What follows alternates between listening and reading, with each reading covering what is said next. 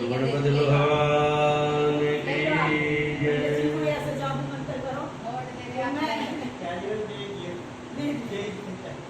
गजाननं भूतगणाधिसेवितं कपित्थजम्बूफलचारुभक्षणम् उमासुतं शोकविनाशकारकं नमामि विघ्नेश्वरपादपङ्कजम्। गुरुर्ब्रह्मा गुरुर्विष्णुः गुरुर्देवो महेश्वरः गुरुसाक्षात् परब्रह्म तस्मै श्रीगुरुवे नमः। अखण्डमण्डलाकारं व्याप्तं येन चराचरं तत्पदं दर्शितं येन तस्मै श्रीगुरुवे नमः। ध्येयं सदा परिभवग्नमभीष्टदोहम् तीर्थास्पदं शिवविरञ्चिनुतं शरण्यं भृत्याद्यहं प्रणतपालभवाब्धिपूतं वन्दे महापुरुषते चरणारविन्दम्। वंशी विभूषितकर नवनीरधावा पीताम्बरदरुणबिम्बपराधरोष्टात् पूर्णेन्दुसुन्दरमुखादरबिन्दुनेत्रा कृष्णात् परं किमपि तत्त्वमहं न जाने। उत्तप्तहेमरुचिरां रविचन्द्रभग्नि नेत्रां दनुसरयुतां कुशपाशशूलम् रम्यैर्भुजैश्च ददतिं शिवशक्तिरूपां कामेश्वरीं हृदि भजामि दिनेन्दुलेखां। जयन्ती मङ्गलाकाली भद्रकाली कपालिनी दुर्गा क्षमा शिवा धात्री स्वाहा स्वधा नमोस्तुते। रामाय रामभद्राय रामचन्द्राय वेदसे रघुनाथाय नाथाय सीताय पतये नमः। नीलाम्बुजश्यामलकोमलाङ्गं सीतासमारोपितवामभागं पाणौ महासायकचारुचापं नमामि रामं रघुवंशनाथं। राम रामेति रामेति रमे रामे मनोरमे सहस्रनाम तत्तुल्यं राम नाम वरानने। मनोजवं मारुततुल्यवेगं जितेन्द्रियं बुद्धिमतां वरिष्ठं वातात्मजं वानरयूथमुख्यं श्रीरामदूतं शरणं प्रपद्ये। अतुलितबलधामं हेमशैलापदेहं धनुजवनकृशानुं ज्ञानिनामग्रगण्यं सकलगुणनिधानं वानराणामधीशं रघुपतिप्रियभक्तं वातजातं नमामि। गंगातरंगरमणीयजटाकलापं गौरी निरन्तरविभूषितमामभावं नारायणः प्रियमनङ्गमदापहारं वाराणसीं पुरपतिं भज विश्वनाथम्। आत्मा त्वं गिरिजामती सहचरा प्राणा शरीरं गृहं पूजा ते विषयो भवोपरचना निद्रा समाधिस्थिति संचारः पदयोर्पदक्षणविधि स्तोत्राणि सर्वा गिरो यद्यत् कर्म करोमि तद्ददखिलं शम्भोस्तवाराधनम्। करचरणकृतं वा कायजं कर्मजं वा श्रवणनयनजं वा मानसं वा पराधं विहितं वा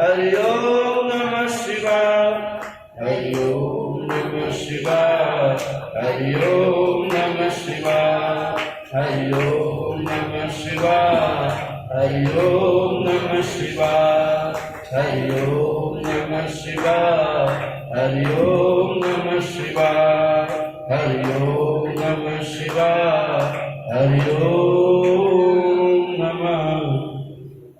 गुरु शंकर भगवान हर हर महादेव। वागर्धा विषंपृक्तो वागर्धा प्रतिपत्तये जगतः पितरो वंदे पार्वती परमेश्वरो। गुरु गणपति भगवान। हाँ जी, क्या थी गलती कथा? याद है? सबको याद है। सब सही पाठ सीख रहे हैं। गुरु शंकर भगवान की। सूजी महाराज 88,000 ऋषियों के द्वारा पूछे गए प्रश्नों का बड़े भाव से बड़े प्रेम से उत्तर दे रहे हैं। सनक सुंदर सनातन और सनत कुमार चारों भाई व्यास जी के द्वारा पूछे गए प्रश्नों के उत्तर में शिव महापुराण की इस पति पावनी कथा को सुना रहे हैं। और ब्रह्मा जी के माध्यम से नारद जी अपनी शंकाओं का समाधान कर रहे हैं। और आप और हम सभी सुंदर पवित्र श्रावण के महीने में श्री शिव महापुराण की कथा का श्रवण कर रहे हैं। आइए देवादिदेव महादेव के चरणों में वंदन करते हैं, उनका शुक्राना उनका धन्यवाद करते हैं। प्रभु आपकी कृपा से आपकी दया दृष्टि से हम शिव पुराण की कथा सुन रहे हैं। हे दयालु, हे अविनाशी, ऐसे ही सुंदर कृपा सदैव हमारे ऊपर बनाए रखना। हमारी मति ऐसे ही धर्म में लगी रहे, सत्संग में लगी रहे, सत्कर्म करते रहे और सन्मार्ग का अनुसरण और अनुकरण करते रहे। प्रभु हमारे जीवन में आपकी कृपा से हर प्रकार से आनंद की प्राप्ति हो। हे महादेव, आप ऐसे सदैव हमारे ऊपर दया दृष्टि बनाए रखना। गुरु शंकर भगवान की। नारद जी महाराज कह रहे पितामह, आपने रामेश्वर की कथा सुनाई। इस प्रकार से मर्यादा पुरुषोत्तम श्री रामचंद्र जी ने रामेश्वर शिवलिंग की स्थापना करी और उसके बाद में महादेव की कृपा से मर्यादा पुरुषोत्तम श्री रामचंद्र जी लंका के ऊपर चढ़ाई करी और माता सीता के साथ उनका मिलन हुआ। गुरु शंकर भगवान की। सियावर रामचंद्र भगवान की जय। नारद जी कहते महाराज, और भी कोई शिवलिंग हुए? कहते घुष्मेश्वर शिवलिंग की कथा आई है। घुष्मेश्वरम महाराज, वो घुष्मेश्वर शिवलिंग किस नाम से पड़ा? किसने वहां पर तपस्या करी?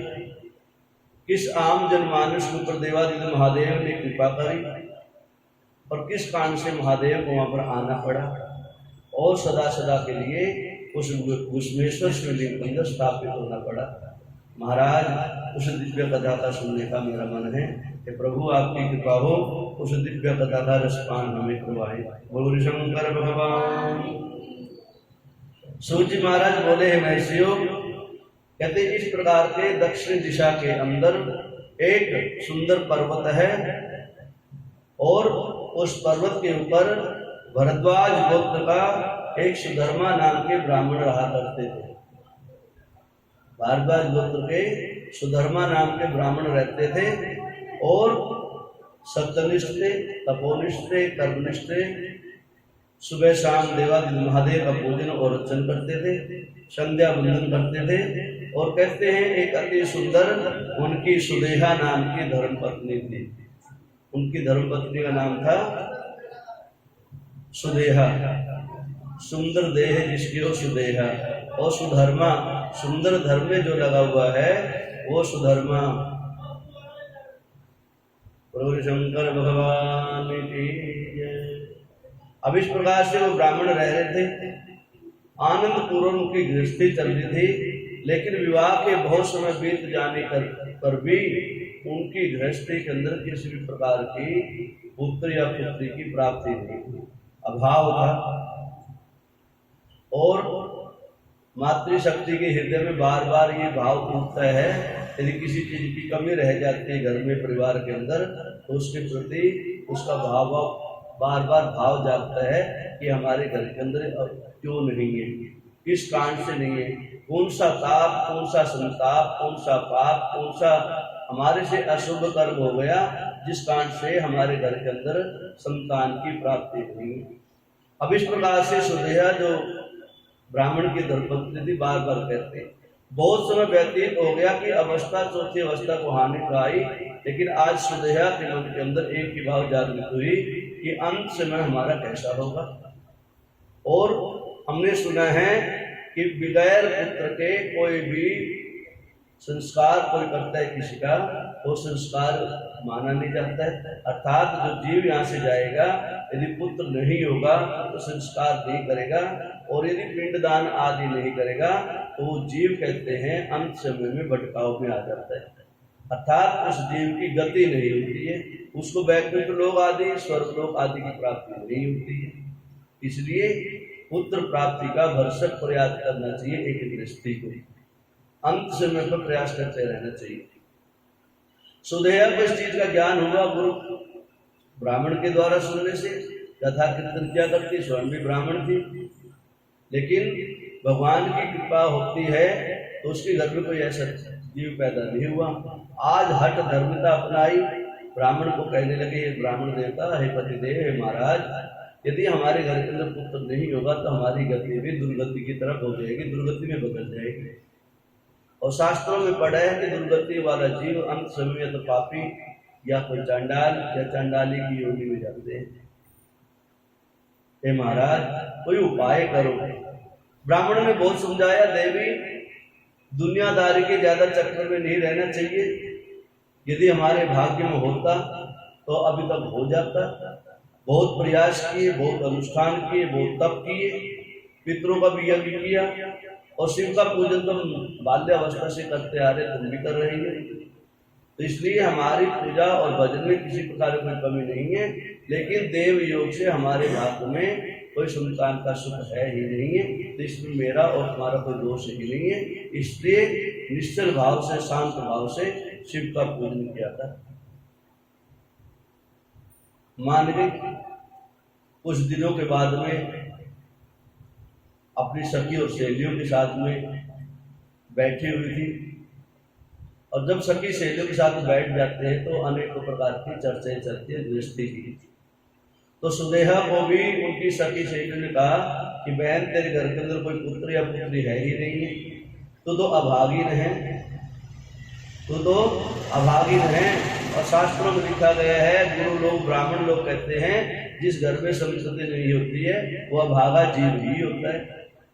इसलिए इसने पूर्व जन्म में अपने पितरों का कोई पिंडदान नहीं किया होगा, किसी ब्राह्मण को भोज नहीं करवाया होगा, गौ ग्रास नहीं करवाया होगा, संतों का मान और सम्मान नहीं किया होगा, अतिथियों की सेवा नहीं की होगी। इसलिए इसके जीवन में, तेरे जीवन में पुत्र सुख या पुत्री का सुख नहीं है। अनेकों प्रकार की उसको बातें सुनाई गई। आत्मग्लानि से भर के अपने घर को आ जाती है, और आज कहते कोप वन में बैठ जाती है, अर्थात भूख और प्यास को, भूख अन्न को, जल को छोड़ करके बैठ जाती है। संध्या समय पतिदेव आते हैं, देवी कैसे नाराज होकर बैठी हो।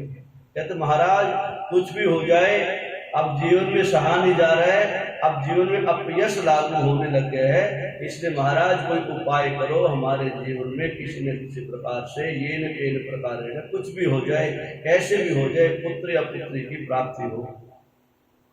ब्राह्मण देवता ने बहुत समझाया, फिर देवी बहुत प्रयास करके देख लिए, लेकिन देव योग से भगवान की कृपा नहीं है, देना हो तो भगवान पहले देते, अब क्या देंगे। महाराज कुछ भी हो, मैं आज संकल्प लेता हूँ, या तो आप ऐसा कोई सुंदर प्रयास करो, नहीं तो मैं आत्महत्या कर लूंगी। अब ब्राह्मण देवता ने देखा, यदि इसने आत्महत्या कर ली, वो भी बहुत भारी दुख हो जाएगा। इसलिए देव के समझाया, हे सुदेहा तो चिंता न कर, मैं प्रयास करता हूँ, महादेव का सुंदर अनुष्ठान करता हूँ, और यदि महादेव की कृपा हो गई तो हमारे अनुष्ठान के माध्यम से हमारे घर के अंदर संतति की प्राप्ति हो जाएगी। कहते ब्राह्मण देवता ने फिर भी अनुष्ठान किए, उन अनुष्ठानों का भी प्रतिफल यही रहा, कोई फल की प्राप्ति की आशा की किरण नहीं दिखाई दी। कहते हैं देवी हे सुदेहा, मैंने बहुत प्रयास किए, क्या महाराज एक बात बोलूं आपको, यदि मेरी बात को स्वीकार कर लो तो हमारे घर के अंदर जो है संतान सुख हो सकता है। देवी बताओ। कहते हैं मेरी एक छोटी बहन है और ये मैं आपको आज्ञा देती हूँ, किसी प्रकार मेरे मन में दोष नहीं है, इसलिए आप मेरी जो बहन है उसका नाम है भीष्मा, आप उससे शादी कर लो। कहते देवी इस अवस्था के अंदर तुम्हारी बहन से शादी करना अच्छा नहीं है, और शादी कर भी ली किसी कारणवश, और सुनने में आया है दो बहनें एक घर के अंदर ठीक नहीं रहती, और जितना तेरे मेरे से लगाव है, प्यार है, और तो तुम्हारी दो बहनों में जो लगाव है, कहीं वो लगाव तुम्हारे यहाँ पर मन मुटाव का कारण न बन जाए, अर्थात तुम्हारी शोषण न बन जाए। अब इस प्रकार से सुदेहा ने बहुत समझाया कि हम दोनों में बहुत ज्यादा प्रेम है, हम दोनों का एक ही विचार है, इसलिए आप चिंता से दूर होकर के आप हमारी बहन भीष्मा से शादी कर दो। अब इस प्रकार से सुदेहा एक समय के अनुसार अपने बहन भीष्मा को घर पे ले आई और ब्राह्मण देव से उसकी शादी करवा दी।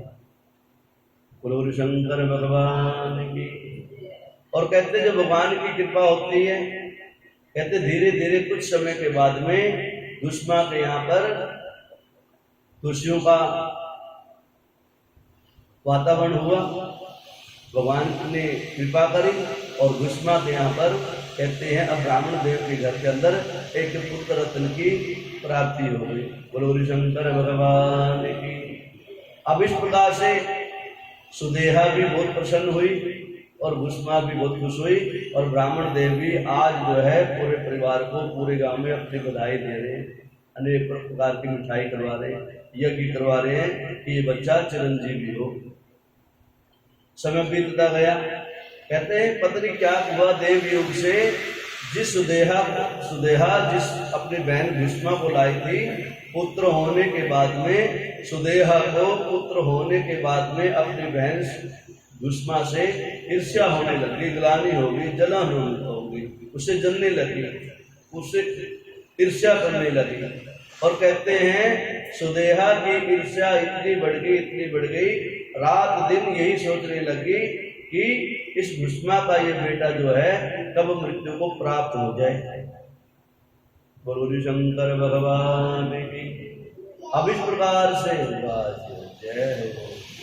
अब इस प्रकार से सुदेहा रोज ही प्रार्थना करे, अरे प्रभु मेरी प्रार्थना स्वीकार कर लो, इसकी आंखों में आंसू आ जाए तो मेरे मन को शांति की प्राप्ति हो।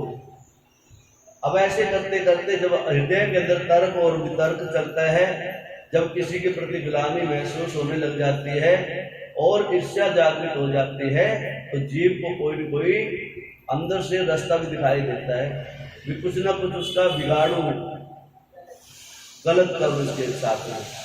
अब कहते हैं इस प्रकार से बहुत समय व्यतीत हो गया। एक समय था रात्रि का, भीष्मा अपने काम में लगी हुई थी, शिव के पूजन में लगी हुई थी, और पीछे से मौका दे करके सुदेहा ने उस पुत्र को चाकू से उसकी गर्दन काट दी। बोलो शंकर भगवान की। और कहते हैं चाकू से उसके कई टुकड़े कर दिए। रात्रि का समय था, अंधकार का समय था। अब सुदेहा ने देखा इसको कहाँ फेंक के आऊं, कहते अपने पास तालाब है, और कहते हैं देवादिदेव महादेव की कृपा से जिस तालाब से मिट्टी लाया करते थे ब्राह्मण देवता पार्थिव शिवलिंग बनाने के लिए, और पूजन करने के बाद में पार्थिव शिवलिंग का विसर्जन उस तालाब में करके आते थे। अब और कोई जगह दिखाई नहीं दी।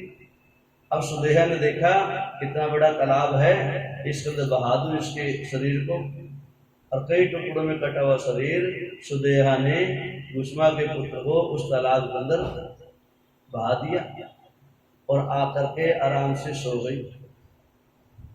प्रातः काल हुआ, गुस्मा अपने नित्य क्रम पूजा पाठ से निवृत्त हुई, आके देखा बेटे के आसन के पास में आते, बेड के पास में आकर देखा कि बेटा खाट पे नहीं सो रहा, कहाँ गया, और खून के निशान दिखाई दिए।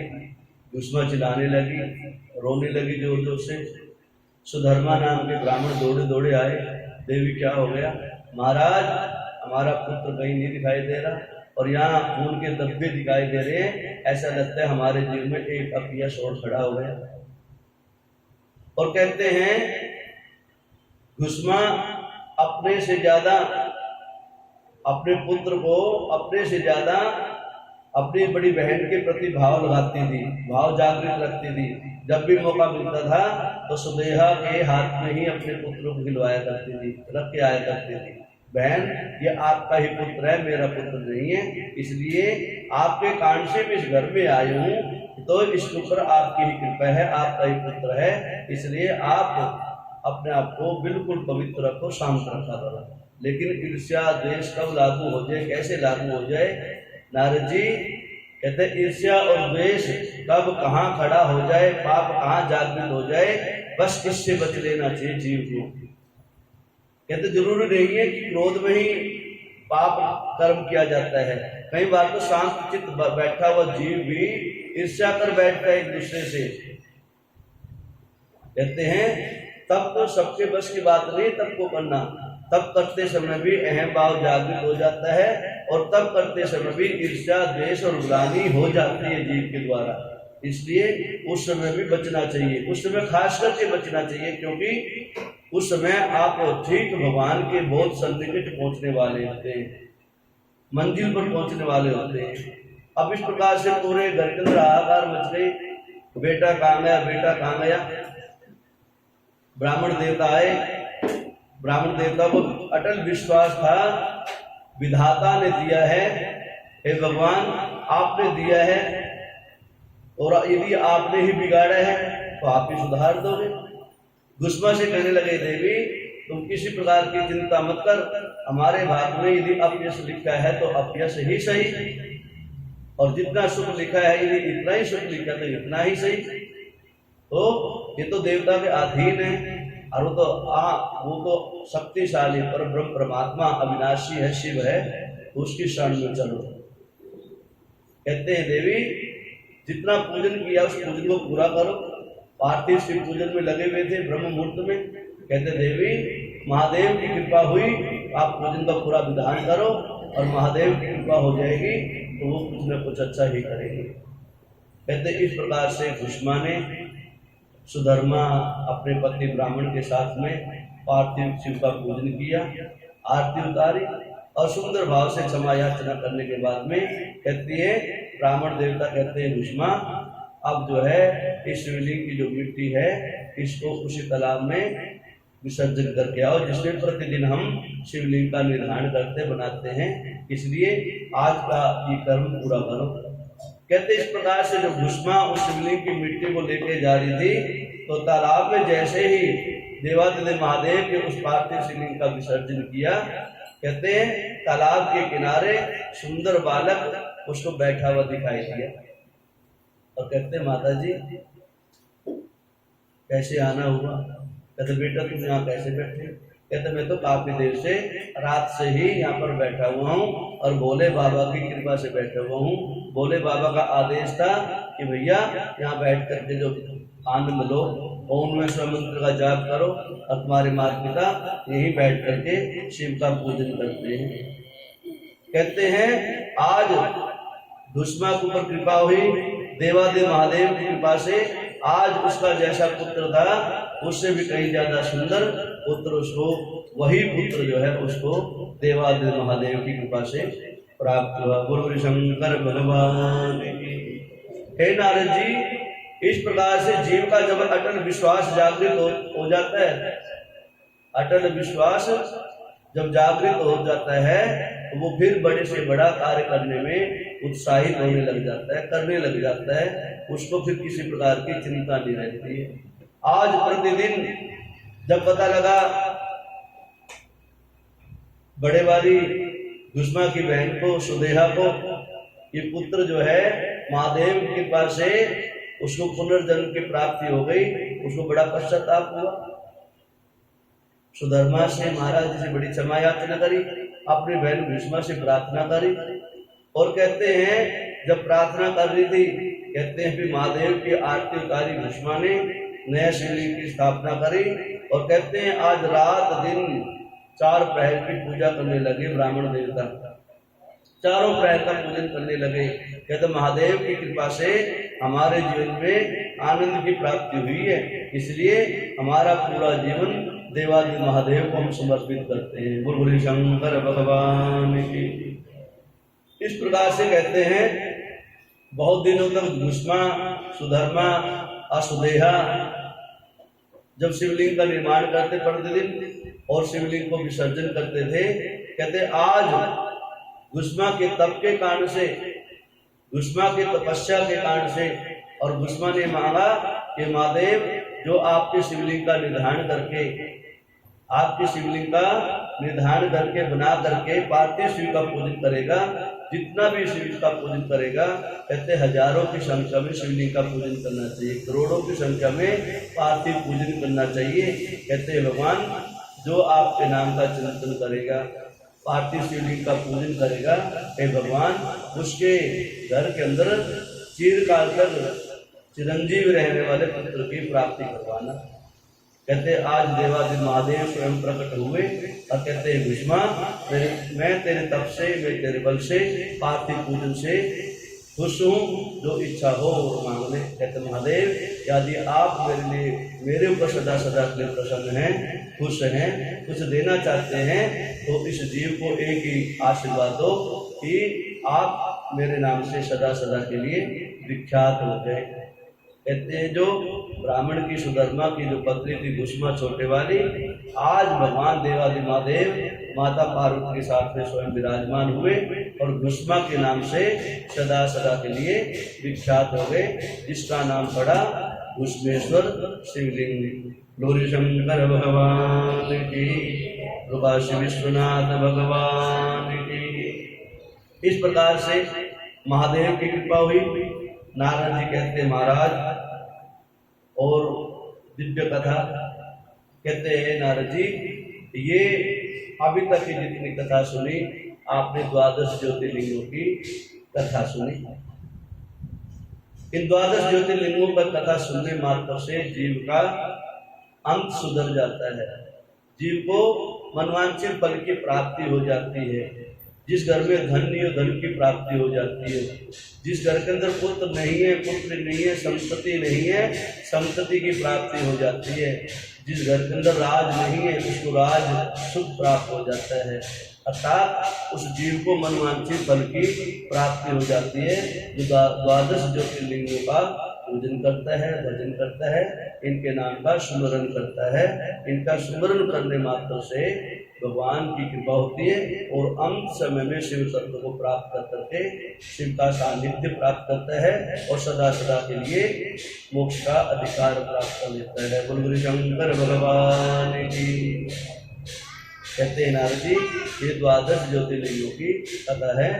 कहते इनका बार बार चिंतन करना चाहिए, बार बार नमन करना चाहिए, बार बार नाम लेना चाहिए। नाम लेने मात्र से ही जीव का कल्याण हो सकता है और दर्शन करने से अहोगति हो जाती है और उनके यहाँ पर रहने से साथ में मोक्ष का अधिकार प्राप्त हो जाता है।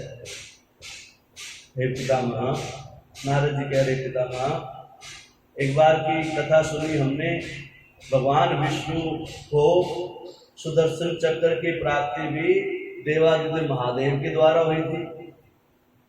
जो विष्णु भगवान जी सुदर्शन चक्र रखते हैं वो महादेव के द्वारा ही दिया गया प्रसाद है उनको। क्या ये सत्य बात है? कहता हाँ नारद जी, ये भी ऐसी कथा है। महादेव की कृपा से ही भगवान विष्णु को सुदर्शन चक्र की प्राप्ति हुई थी। जिस देवता के पास जो हथियार हैं देवी हो देवता हो, वो सारे हथियार महादेव की यहाँ से व्यवस्था बनी हुई है। महादेव ने प्रसाद के रूप में सबको दे रखा है,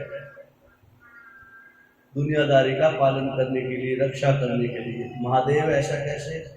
हमने तो सुने हैं विष्णु भगवान जी पालन करने वाले जगत के, कहते ये बात तो सच्ची है। वो ड्यूटी भी भगवान देवादिदेव महादेव ने ही लगा रखी है। ब्रह्मा की ड्यूटी सृष्टि को बनाना, विष्णु की ड्यूटी सृष्टि का पालन करना, और रुद्र की ड्यूटी है इस पृथ्वी का संहार करना। इस प्रकार से तीनों देवता महादेव शंकर के द्वारा, शिव के द्वारा ही निर्धारित समय पे आते हैं और निर्धारित समय के बाद में अपना अपना रूप छोड़ करके चले जाते हैं। बोलो शंकर भगवान महाराज। फिर उस कथा को भी सुना दो, कथा सुनने की इच्छा है। पहले सुनो नारद जी। कहते एक समय की बात है, विष्णु भगवान जी के मन के अंदर इच्छा जागृत हुई, क्यों ना देवादिदेव महादेव का पूजन और भजन किया जाए और कुछ फल की प्राप्ति हो। कहते हैं आज विष्णु भगवान स्वयं कैलाश मानसरोवर की यात्रा के लिए तैयार हो गए। कैलाश मानसरोवर पे पहुंच गए, हिमालय की तलहटी में पहुंच गए, और कहते हैं आज महादेव के दर्शन किए जाए।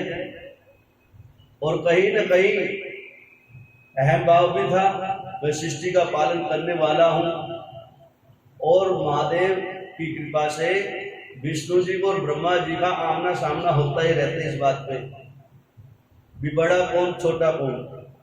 हे नारद जी, आपने देखा होगा मैं स्वयं ब्रह्मा और विष्णु जी कितनी बार भोले बाबा के पास में पहुंचते हैं इसी बात को लेकर के। हमारे अंदर बार बार भाव जागृत हो जाता है, अहम जागृत हो जाता है। कई बार मैं कहता हूँ मैं बड़ा हूँ, और कई बार विष्णु कहते हैं मैं बड़ा हूँ, और फिर कोई बड़ा नहीं होता। तो इसी बात को लेकर के हम लोग महादेव के पास पहुंच जाते हैं। लेकिन आज विष्णु को भी ऐसा लगा कि मैं ही बड़ा हूं, मैं पालन करने वाला हूं। जन्म तो कोई भी देता है, जन्म देने वाले का इतना नाम नहीं होता जितना पालन करने वाले का नाम होता है। इसे तो ये सुमति में का नाम गाया जाता है। कहते इस प्रकार से विष्णु जी को जब ऐसा लगा कि मैं बड़ा हूं, तो हमारे आपस में बातें हुई, और इस चीज का निर्णय करने के लिए विष्णु भगवान जी भोले बाबा के पास चले गए। भोले बाबा तप में लीन थे, और ये पता लगा था कि भोले बाबा से कोई खास चीज मांगी जाए तो तप के बल से मांगा जाता है। सृष्टि में कोई भी वस्तु आपको मांगनी है, कोई भी वरदान मांगना है, तो आप तप करो, तप के बल से जिस देवता से आप वरदान मांगना चाहते हो वो देवता आपके सामने आ जाएगा। गुरु शंकर भगवान। अब इस प्रकार से विष्णु भगवान जी कैलाश मानसरोवर पे पहुंचे, हिमालय के तलहटी में पहुंचे, और महादेव को खुश करने के लिए, महादेव मेरे पास ऐसा कुछ अस्त्र हो शस्त्र हो जिसके कारण से मेरी त्रिलोकी के अंदर ख्याति हो, पकड़ हो, मेरा मान और सम्मान हो। और कहते इस प्रकार से देवादिदेव महादेव को खुश करने के लिए विष्णु भगवान जी पहुंच गए, और आज रात दिन जो है सुंदर पार्थिव शिवलिंग बनाते और पूजा करने लगे। और कहते हैं एक दिन की बात है नारद जी, महादेव जी का पार्थिव पूजन कर रहे विष्णु भगवान जी, और प्रतिदिन भगवान जी को 1008 कमल के पुष्प, 1008 बिल्व पत्र चढ़ाने का विधान विष्णु भगवान जी ने कर रखा था। और कहते हैं जब महादेव ने देखा बहुत समय व्यतीत हो गया, प्रतिदिन का ये नियम है, और पूजा का विधान जब इतना बढ़ जाता है तो इसकी शक्ति भी आ जाती है, पावर भी आ जाती है, तब का बल यही होता है। महादेव ने देखा भी आज जो है विष्णु जी की परीक्षा ली जाए। महादेव पहुंचे सूक्ष्म रूप धारण करके, दिव्य रूप धारण करके, और कहते हैं विष्णु भगवान जी पूजन कर रहे थे, और भगवान जी का 1000 नाम से पूजन अर्चन कर रहे थे। और कहते हैं जब अर्चन करते करते करते संख्या पूर्ण होती जा रही है, तो कहते हैं महादेव ने एक कमल का पुष्प उसमें से उठा करके छुपा लिया, और गिनती करते जा रहे थे कि नाम से पुष्प चढ़ते थे, एक एक नाम से पुष्प चढ़ाए जाते थे। विष्णु भगवान जी देखा भी एक नाम रह गया, पुष्प समाप्त हो गए, अर्थात मेरा पूजा खंडित हो जाएगी और पूजा के बीच में से उठना भी निषेध है। पूजा यदि चल रही होती है तो पूजा को छोड़ना भी निषेध माना गया है। नहीं तो जितनी भी अभी तक आपने पूजा करी है उस पूजा का आपको फल नहीं मिलेगा। हम लोग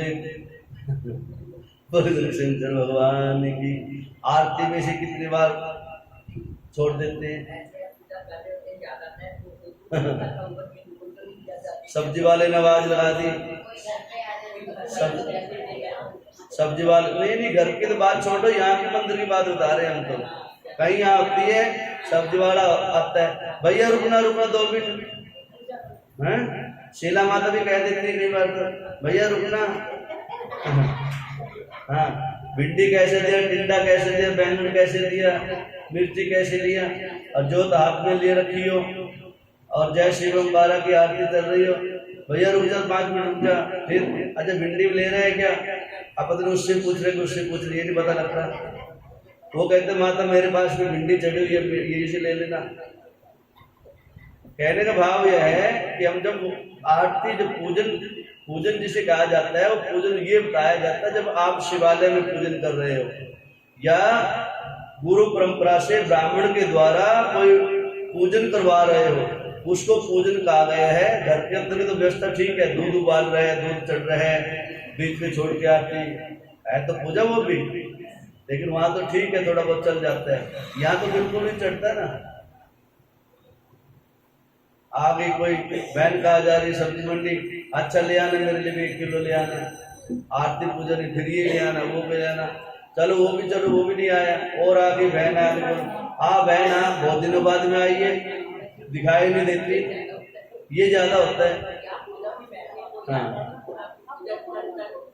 शंकर भगवान अजब नहीं बोलते, अब कथा कई बार सुन ली ना। शंकर भगवान की इस प्रकार से कहते हैं महादेव की कृपा जब होती है ऐसे ही होती है। कहने मतलब यह है कि भगवान को भी दोष लग जाता है तो आम जनमानस को दोष क्यों नहीं लगेगा। हमारे पास तो शक्ति नहीं है, सामर्थ्य नहीं है, गुण ही नहीं है हमारे पास। हमारे मतलब तो वह है ही नहीं गुण जिसके कारण से भगवान हमारे पर रीझ जाए।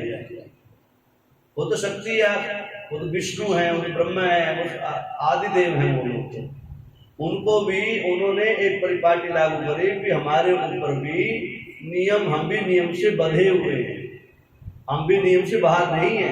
कोई सोचते भगवान है, भगवान नियम से बाहर नहीं है, भगवान ने ही तो मर्यादा बनाई है। भगवान मर्यादा नहीं बनाए तो मर्यादा पुरुषोत्तम कौन कहेगा उनको, फिर तो हमारे जैसे कहेगा उनको भगवान कौन कहेगा। भगवान उनको इसलिए कहा जाता है कि उन्होंने पूरे नियम को, समय को बना रखा है, मोतियों में माला की तरह पिरो रखा है, सही समय बिल्कुल मुहूर्त को बना रखा है। उसी मुहूर्त में उस पूजा को स्वीकार करना पड़ता है। महादेव जी शुभ स्वरूप लेकर के एक फूल को हर के ले गए। अब विष्णु भगवान जी देखा क्या किया जाए, पूजा विधान बिगड़ जाएगा, पूजा खंडित हो जाएगी, फल नहीं मिल पाएगा, तो क्या किया जाए। कहते हैं विष्णु भगवान जी ने पास में कोई वस्तु रखी हुई थी, तेज धार की कोई वस्तु रखी हुई थी, तलवार टाइप में। कहते भगवान विष्णु ने उस तलवार को उठाया, उस तेज धार को उठाया और अपने जो है एक आंख निकाल करके भोले बाबा पे चढ़ाने का निश्चय कर लिया। कि कहते हैं ना ये भी तो कमल नेत्र हैं, ये भी तो कमल नेत्र हैं, इनको भी तो नेत्र बोलते हैं भगवान के, कमल नेत्र बोला जाता है। कहते हैं हे भोले बाबा, एक पुष्प यदि पद्म का जो है कमल रह गया, कमल का पुष्प रह गया, तो मैं अपना ये कमल नेत्र जो है आपके चरणों में समर्पित करता हूँ, आप इसको स्वीकार करना। जैसे ही विष्णु भगवान ने उस कमल नेत्र को निकालने का प्रयास किया, उसी समय देवादित्य महादेव साक्षात में प्रकट हो गए। गुरु शंकर भगवान की।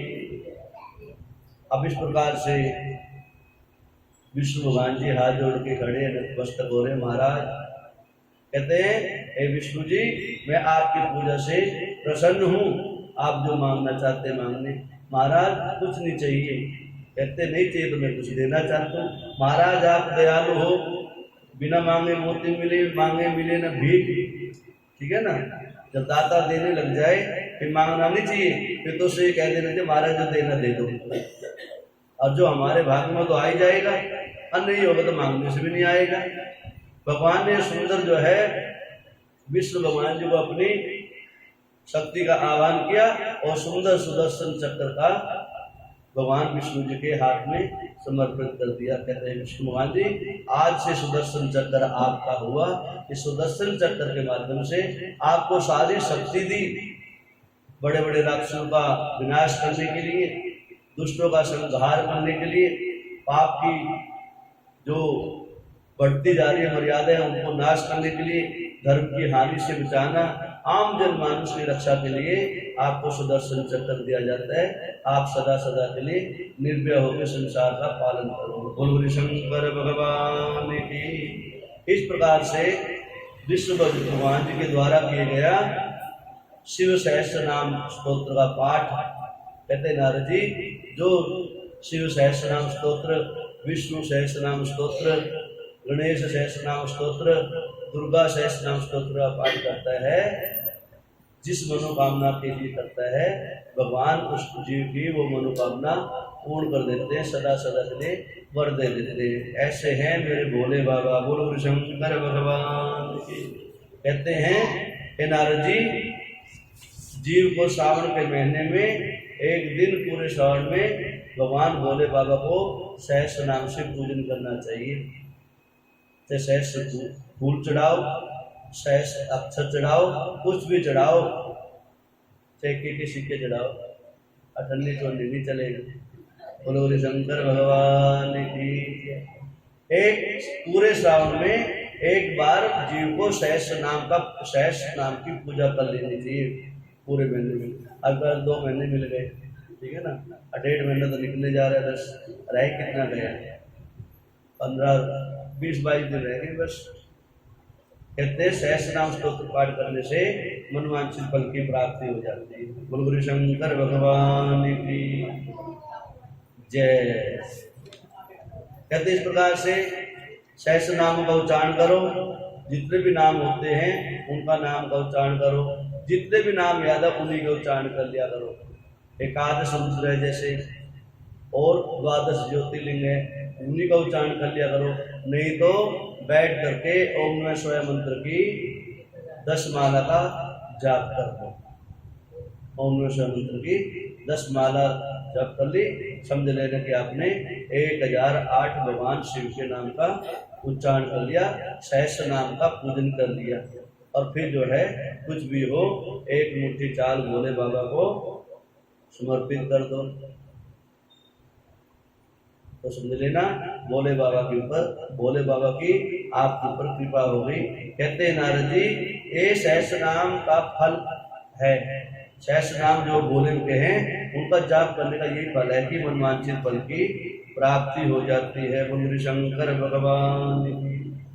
कहते इस प्रकार से नारद जी कहते महाराज, देवादिदेव महादेव के कितने भक्त हुए, कौन कौन से भक्त हुए, किस किसने इस पूजन को किया, किस किसने पार्थिव पूजन किया, कौन कौन से ऐसे ऋषि थे जिनका नाम लेने से भी कहते हैं ना, आपने बताया कि महादेव का नाम लो ना लो, महादेव के भक्तों का ही नाम गुणगान कर लो तो भी बहुत जीव का कल्याण हो जाता है। महाराज उन भक्तों के नाम ही बता दो आप, उनके ही स्मृति बनी रहे। भी 1000 नाम ना ले पाए तो किसने पूजन किया भोले बाबा का, उसका नाम बता देना। कहते जैसे घुष्मा का नाम लिया, घुष्मा के नाम लेने से घुष्मेश्वर शिवलिंग याद आ जाएंगे। सोमेश्वर चंद्रमा का नाम लेने से सोमेश्वर भगवान सोमनाथ जी याद आ जाएंगे। कहते इस प्रकार से जितने भक्त हुए हैं उनका जो है नाम ही बता दो, जिसके नाम लेने से मात्र से ही महादेव की कृपा प्राप्ति हो जाती है। कहते हैं इस प्रकार से जब भगवान की कृपा होती है तो भक्तों का नाम लेने से भी कृपा हो जाती है। कहते इस प्रकार से जब विष्णु भगवान जी, कहते विष्णु भगवान जी लक्ष्मी के सहित देवादिदेव महादेव का ही पूजन किया करते थे। वैकुंठ लोक के अंदर बैठ करके विष्णु भगवान देवादिदेव महादेव का ही पूजन किया करते थे। ब्रह्म लोक में बैठ के मैं स्वयं ब्रह्मांडी के साथ में बैठ करके शिव का ही पूजन करता हूँ। जितने भी ऋषि और संत महात्मा हुए उनके नाम सुनो। कहते भगवान सदाशिव का पूजन तो दुर्वासा ऋषि, विश्वामित्र, दधीचि, गौतम, कणाद, भार्गव, बृहस्पति, वैशंपायन, पाराशर, व्यास, उपमन्यु, याज्ञवल्क्य, जैमिनी, गर्ग आदि सभी ऋषि क्या करते थे। कहते इनका भी स्मरण मात्र से जीव को आयुष की प्राप्ति होती है, उससे घर में सुख समृद्धि की प्राप्ति होती है। और इसी प्रकार सोनकादि ऋषि, शुक्र, ये भी शिव की ही आराधना किया करते थे। कहते श्रद्धा भाव से इंद्रादि दिक्पाल, लोकपाल, वसु, साध्य, गंधर्व, किन्नर, अन्य देवता भी इनकी ही आराधना किया करते थे। कहते नारद जी हिरण्याकशिपु, हिरण्याक्ष, प्रहलाद, विरोचन, बाणासुर और हिरण्याक्ष का पुत्र विश्वपर्वादनु, ये दानव भी भगवान का ही पूजन किया करते थे। कहते हैं इनका नाम लेने से देवता की भोले बाबा की कृपा हो जाती है, क्योंकि ये भी भोले बाबा के परम भक्त हुए हैं। ये वो शक्तिशाली जीव हैं, आज के समय के नहीं है, उस समय के, जिसको मिलने के लिए, जिससे लड़ने के लिए स्वयं भगवान को आना पड़े। अर्थात वो कोई ऐसी ही शक्ति थोड़े स्वयं भगवान पहुंचे वहां पर, अर्थात वो भगवान के बराबर के जीव थे, इसलिए उनका नाम भी शिव की भक्ति को देने वाला ही है। कहते इस प्रकार से शेषनाग जी, वासुकी जी, तक्षक, गरुड़ आदि पक्षी भी गण का ही शिव का ही पूजन किया करते थे। इनकी भी कथाएं आप शास्त्र में सुनते रहते हैं। जिस जिसने शिव की कथा करी, जिस जिसने प्रभु का भजन किया, उसी को प्रभु ने अपने पास में रखा, उसी की कथा प्रभु ने अपने नाम से जोड़ दी। कहते इस प्रकार से सूर्य भगवान, चंद्रमा, स्वयं मनु, मनु महाराज, प्रियव्रत, उत्तानपाद, ध्रुव, ऋषभ, भरत, कहते ये भी सभी भगवान शिव के ही परम भक्त हुए। इनका भी नाम लेके आदमी अपने आप को शिव का भक्त बना सकता है, चाहे तो। राजा दिलीप, राजा रघु, नितज्ञ, अज, गुरु वशिष्ठ और राजा दशरथ आदि भी सभी सूर्यवंश के राजा अपनी अपनी रानियों के साथ में देवादिदेव महादेव का पार्थिव पूजन ही किया करते थे। बोल शंकर भगवान की। कैसी प्रकार से भगवान भोले बाबा की कृपा से ही दशरथ के घर के अंदर 4 पुत्रों की प्राप्ति देवादिदेव महादेव के पूजन के माध्यम से ही प्राप्त हुई थी। जो कहते हैं चारों भाई भगवान मर्यादा पुरुषोत्तम श्री रामचंद्र जी अवतार हुए हैं, वो राजा दशरथ को और माता कौशल्या आदि को आशीर्वाद के रूप में महादेव के पूजन से, अभिषेक के माध्यम से ही प्राप्त हुए। बोल शंकर भगवान की। कहते इस प्रकार से वशिष्ठ आदि और शिवजुम्न आदि भी जितने भी राजा हुए, तपस्वी हुए, मनस्वी हुए, और जिन्होंने अपना नाम भगवान की कथा से जोड़ के सदा सदा के लिए अमर करवा दिया, वो सारे उस परम सदाशिव के ही भक्त हुए हैं। इसलिए नारद जी सच्चे मन से, सच्चे हृदय से देवादिदेव महादेव का बंधन करना चाहिए, उनका पूजन करना चाहिए। महादेव है इस त्रिलोकी का वो सारा वैभव, त्रिलोकी की सारी संपदा, त्रिलोकी का सारा धन धान उस अपने भक्त की झोली में भर देते हैं, जो उसने कभी मांगा ही नहीं हो। ऐसे हैं मेरे दयालु, ऐसे हैं मेरे सदाशिव कृपालु। इसलिए कहते हैं मेरा भोला सबको देता अपने खजाने से, किसी को किसी बहाने से, किसी को किसी बहाने से। इसलिए बहाना ढूंढ लो और भोले बाबा का चिंतन किया करो। बोलो शंकर भगवान। ओम नमः शिवाय, हरि ओम नमः शिवाय, हरि ओम नमः शिवाय, हरि ओम।